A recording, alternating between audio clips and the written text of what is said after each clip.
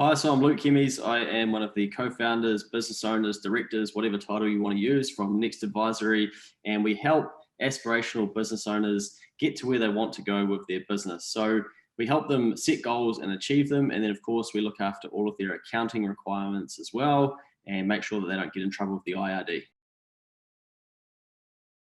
So when first setting up a business, one of the common things that people think you have to have is you have to have a company, and we'll touch on that later, but you don't necessarily have to have a company to have a business. So you can operate your business under your own IRD number as you, a sole trader. But for fundamentals, you want to be able to track all of the income that you have and all of the expenses that you have as well.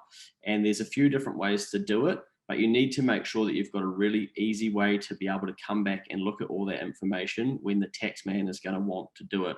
So to dive a little bit deeper into that, if, for instance, you want to trade as a sole trader under your own name, there's a great software or platform now called Henry, which is hnry.co.nz, and it's perfect for sole traders and people doing a bit of freelance work and a little bit of consulting work that don't need a company, and they can use that platform to be able to invoice people and then liaise with them and get a little bit of accounting advice and some advice around what expenses they can claim. But if you're going to be trying to manage all of your own tax requirements, you're going to want to have a very good knowledge of the IRD website. And the other thing that we encourage business owners to do is have a B account. So basically your A account is your main transaction account, and then your B account is your tax account, so that you can put some money aside into that and prepare for the tax that you'll end up having. But if you're using Henry, you won't need to do that as such, because they'll be paying some tax for you as you go along the way. Cool. So here's the difference between a sole trader, a company, and a business. Now, all of us are a business effectively if we want to go out into business. So if you think about me as a sole trader going out and selling some sneakers into the market, I would be doing that under my own name, and that's completely fine. I may then choose to set up a company, which is let's picture a different circle, and that circle is the company, and I effectively am the shareholder and director for that company. Now, the company goes out and sells sneakers, and it has income and expenses, and then has a profit, and something has to happen with that profit. The profit would usually come to me as the shareholder, and I would pay tax on that. The reason that a lot of people use companies and want to use them is that circle gives them a form of protection in what's called limited liability. Now, it's very geeky and accounting speak, but it means that should someone be really, really upset with your sneakers and think, hey, you have copied my idea, I'm going to sue you, they will sue the circle, being the company, and sue the circle for what assets the company has. Now, if that company doesn't have many assets, often people will be able to sort of ring fence that one legal issue and then walk away from that company if they do find out that they're in the wrong or need to close it down, and then be able to start business under another company and another circle. If I was trading as myself as a sole trader and someone said, you've copied my sneaker idea and sued me, they would say, hey, I'm going to sue you directly, and they would sue me for the personal assets that I have. So if I have a home, a laptop, a car, all these things, and I ended up in court, they would say, hey, you need to fix this problem by selling some of your assets to pay out the settlement price coming out of your own personal assets. So that's why a lot of people use a company, but a lot of people are misled and think that they have to have a company to start a business. That is not true. Anyone tomorrow could go out and start selling Feijoas and have it under their own name and have a business trading under their IRD number. So usually when you set yourself up a company, that will give you a new IRD number, which will be the IRD number of the company, and a New Zealand business number, but it is not entirely necessary to always need a company. Therefore, you should check out something like Henry, hnry.co.nz. I'm not endorsing them or sponsored by them or anything, but they do great work for smaller businesses and people getting started, and have a look at some of their material as well before deciding to start a company. So if you're starting a business, then yes, you definitely want to have a separate bank account for that business. And it's a great way to keep all of your income and your expenses separate. And it gets very, very messy going to an accountant or trying to do your accounts at the end of the year when you've got personal and business expenses all blended in together, and you're trying to figure out, oh wow, which were business and which weren't. So try and create some degrees of separation. It's also a good way to then manage your money down the track as well, because as humans, we love to basically spend everything that we've got in front of us. It's just sort of what ends up happening. We'll change our spending habits based on the money that we have access to. So if you don't understand the cash flow of your business and how much is actually supposed to be used for tax and GST, sometimes you'll find yourself overspending because you look at the bank account and go, oh, great, I've got $8,000 there. But really some of that's tax, some of it's GST, some of it needs to be saved for next month because you don't have any income and all these types of things. So if you can put barriers between your bad habits and money, it's a great idea, but also ring fencing what money belongs to what entity. And to go even a step before that, before really getting deeper into business, you want to understand like why it is that you're doing it. And it's very fashionable to talk about purpose and why and all these things. But it is very, very important to try and identify, okay, like what do I actually want to do here and why am I doing this? And when this gets really tough, what's going to keep me going? And also another piece of advice there would just be to think bigger. So you might think, okay, if I'm going to sell shoes, great, I sold 10 pairs and I made $800. That was amazing. But your goals as you go through business will start to become bigger and bigger, and the dopamine hit of that first sale won't be as exciting as the 15th sale, as the 50th, as the 60th. So from the start, look at what you can potentially make and just instantly times it by 100 and go, would I want to deal with 100 or 1,000 people coming at me going, this didn't turn up, what are you doing? This is broken, fix this, I want another one. All these queries, and go, what's the amount of money that that's going to leave you with, and is it worth all of the hassle to be able to have a good think about, right, is my pricing for this potentially a good way to go about it? Because it may all seem romantic at the start, but once you're a bit deeper into it, it's hard to fix some of the things that you should have set up properly at the start.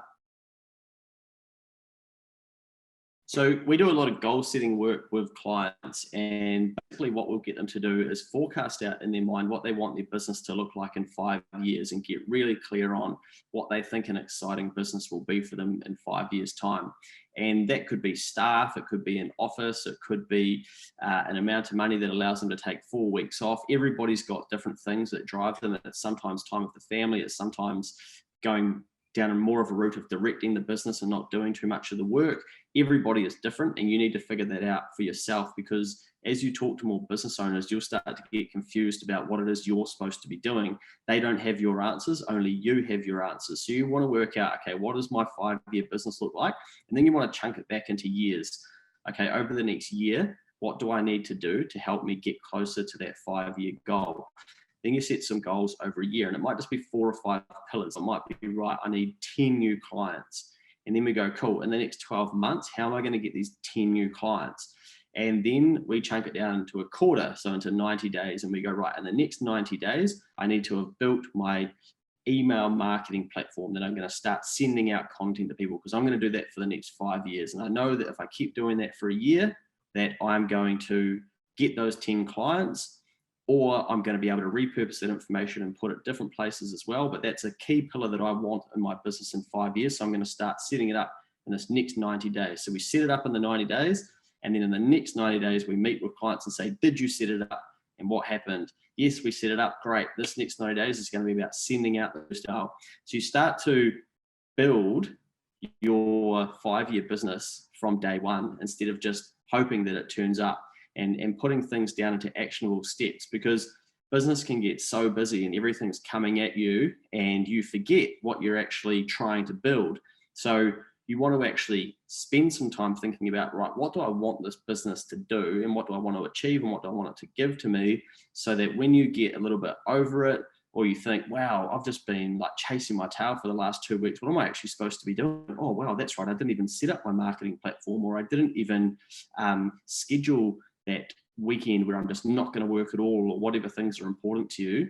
Because ultimately business will always take as much time as you give it, because there's always something you can do. It's much like when people work on a house, they're like, oh, there's always something to do around the house. It's the same with a business. You'll never really be finished with it, and you'll always be shifting the goalposts and refining things. So try and get clear on what the things are that you want from your business, and don't be scared about how big they are, or whether they're money related or anything, because business allows you to be able to achieve those things. And a lot of people, if you share your goals with them and they don't understand business, they will say things like, oh, you're greedy. Why do you need to do that? You work too much.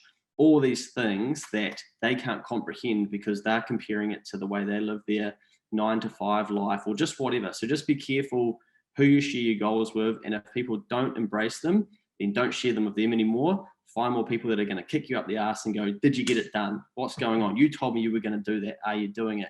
And those are better people to talk about your goals and your future business with, rather than people that are going to try and tell you it's not possible, because it is possible. These days, if you've got an accountant in your network that you can reach out to and say, hey, like, this is what I'm planning to do. Can you see any holes in what I'm doing? It can be a great way if you're really trying to sort of bootstrap or you're strapped for cash at the start and you don't want to pay an accountant in the early days because you want to use that money for marketing or buying some more product to sell or whatever, then see if you can get some knowledge out of accountants' websites, and try and do some of it yourself so that you start to learn some of the basics of it. Because a lot of clients will actually come to us and they'll say, oh, I don't care about accounting and money and I hate that stuff. And they laugh it off. And I actually stop them and say, I get that, but that's not good enough. Like, that's not going to help you long term, because if you never understand this stuff, you're never going to actually get a full grasp for how business works. So yep, it's not your area of expertise, but you do want to have some sort of handle on it. So it's great to try and learn what you're doing. The downfall to trying to do it on your own is you can be making mistakes that you don't know that you're doing. And that's why you want to be able to try and reach out to someone and just say, hey, is what I'm doing, is this the right way?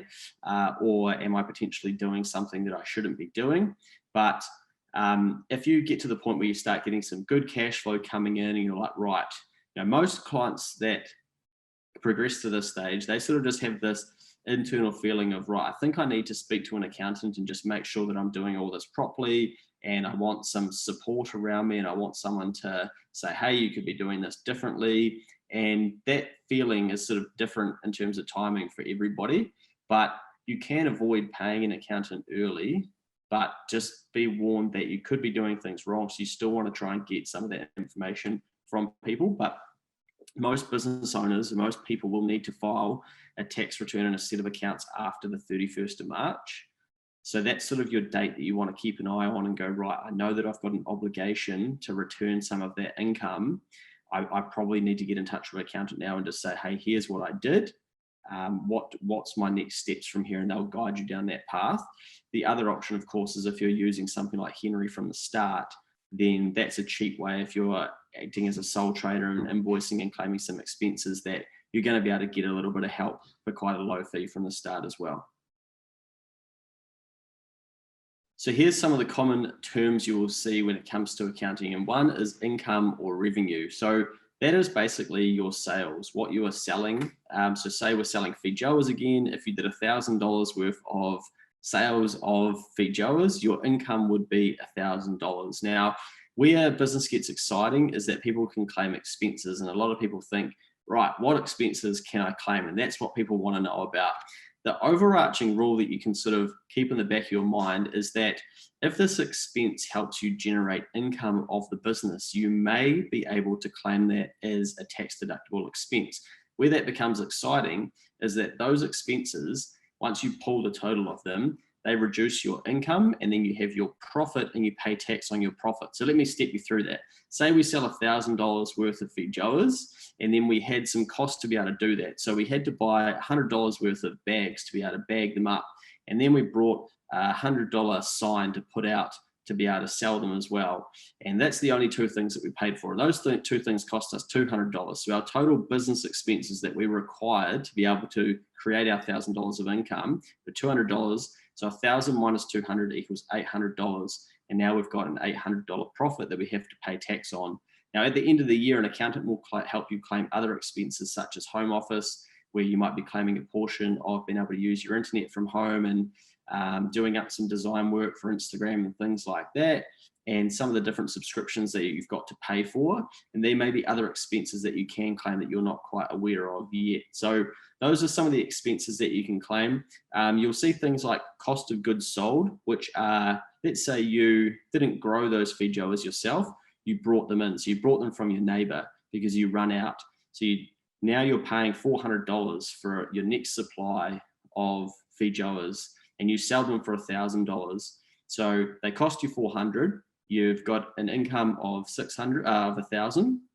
So you've got a $600 what's called a gross profit, which is your income minus what it cost you to get your product. And you've got a gross profit, but you've still had to pay your $200 for your signage that we paid for. And therefore your profit now is only $400, and you pay tax on the 400. So that's what sort of cost of goods sold is. It's mainly for businesses that are buying equipment, well, not equipment, but they're buying stock and they're selling that. So that's what a cost of goods sold is. So it's the cost for you to be able to get that good to then go on to sell.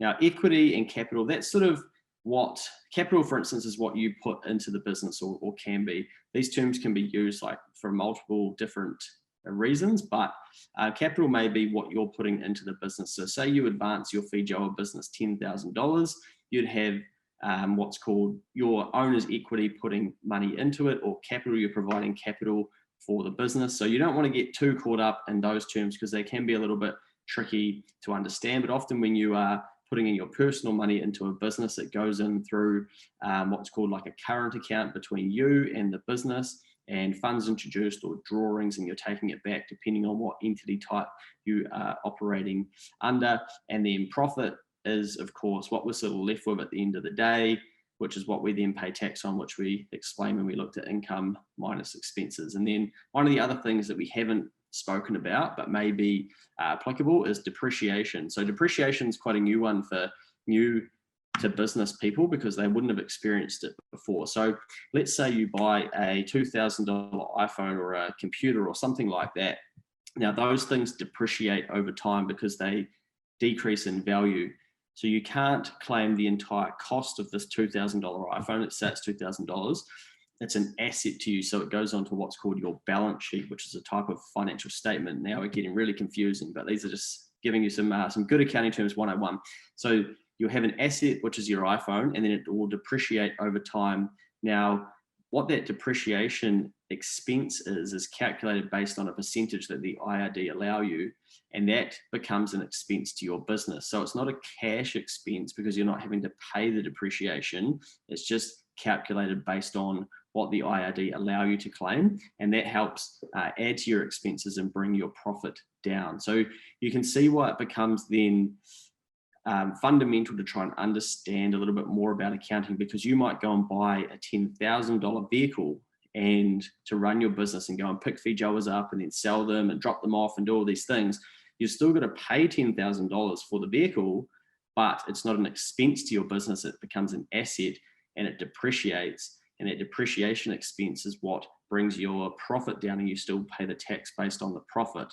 So there's a clear difference between an asset and an expense, and the things like phones, laptops, vehicles, equipment, everything that's usually above $1,000 in value will end up being an asset if you're going to be using it in your business and not trading it or selling it on as such. So some good accounting 101 for you there. You can Google all that stuff as well, but if you can get your head around some of those things, those are the key things to try and understand. GST, you have to be, it's compulsory to be registered if you've got income of $60,000 or more in a 12-month window. It isn't just a financial year, it's a 12-month window. So basically, if we're going to sell over $60,000 worth of feijoas, we'd have to put GST on top.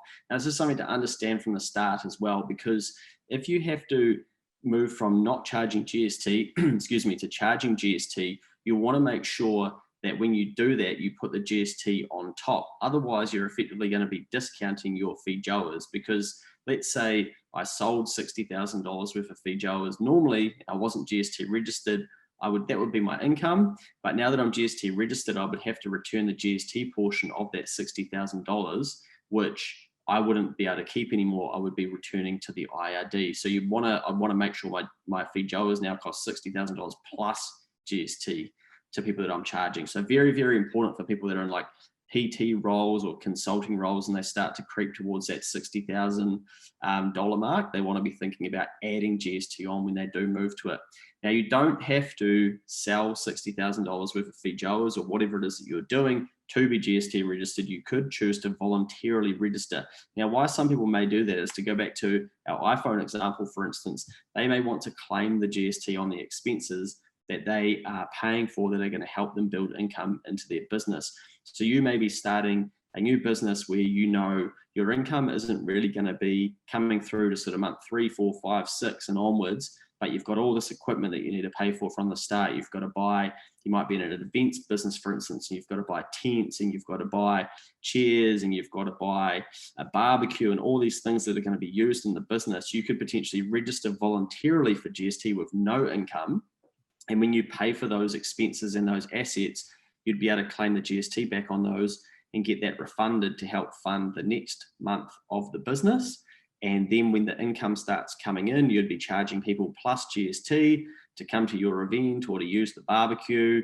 And you would be returning that income in a GST return minus the expenses that you have in those periods. And then you pay the difference. So let's fast forward to month 6 of our event type business and say, righto, we bring 100 people along and they all pay $1 each to come, or $1 plus GST. So we collect $115, which is $100 plus GST. And then we have expenses of $50 plus GST to run that day. And we're left with basically, so we've collected $15 of GST, and then we've got expenses of $7.50 of GST.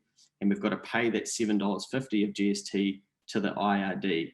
So GST is something to get your head around if you haven't understood it before, but the business owner basically becomes the agent for the IRD. The IRD are asking that you charge people it and that you can claim the expenses that you're paying for that have GST, and then the difference you've got to give back to the IRD. So most businesses in New Zealand end up paying GST to the IRD every sort of 2 months or 6 months, depending on how often they file their GST returns.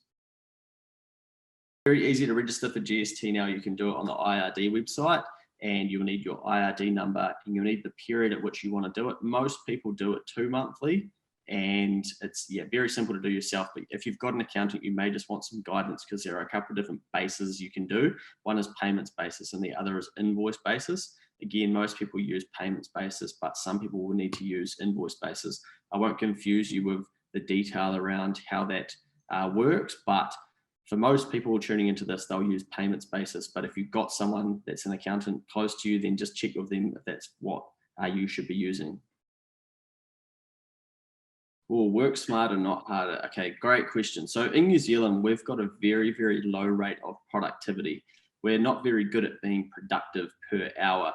And it's something that we're big with the business owners that we work with in the advisory space, because we're trying to help them squeeze more out of their business and work smarter, not necessarily harder. So it might be around just using things like technology is a good way to look at this. You may be accepting beauty times via Instagram DM, and you're having to email back and forth and message back and forth and go, what, does this time work? Does this time work? Does this time work? Okay, great. Hey, what's your pricing? So could a software potentially remove your need to do that? Could you set up something like Timely, which allows the person to come in, have a look and go, great, I want 9:30. Oh, it's going to be $60. Great, I might even pay off my credit card now. And you're collecting the money without having to do all the back and forth, because 80% of business is won by the business that responds first. So the more that you add friction points for people, it becomes harder for them to actually want to buy your services, because they may have messaged 4 different beauty parlors about what they want done.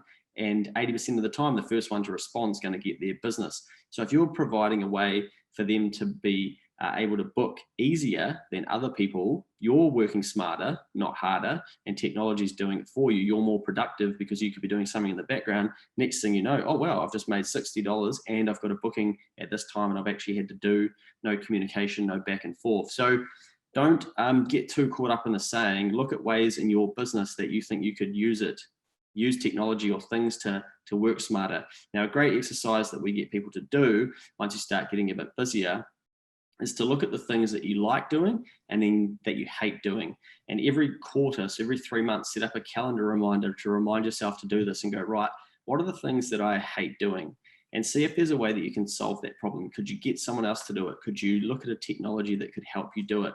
Because ideally, you want to keep yourself in the column of the things that you like and love doing, because it frees you up to have more energy to work on your business. Because the things that you hate doing are the things that you go, oh, I can't be bothered doing that. I'm going to write it down, put it on my to-do list, and you start to drain your energy, which takes away energy from the things that you love doing. So it's a great little exercise for people to do, to try and look at the things that are potentially pulling their energy away and actually stopping them from being able to work smarter, not harder.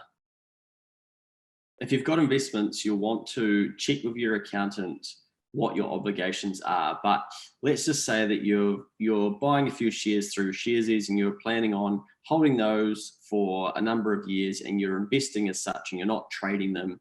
So if those shares provide you with a dividend, then they will usually get taxed with imputation credits and withholding tax, and that will get forwarded to the IRD, and they will actually have a record of that. So Sharesies will give you a summary of what your taxable income is from those dividends, and they will have already forwarded that information to the IRD as well. Same if you've got a massive term deposit and you're getting interest, the banker actually telling the IRD, hey, we paid Luke $10,000 of interest, and we also kept some of his interest behind, and we've paid that over as tax. So the IRD will have a record of that. But usually with an asset, if it's got an income stream, you'll be liable to pay tax on that income stream. Same with rental properties, for instance, that's a different kettle of fish.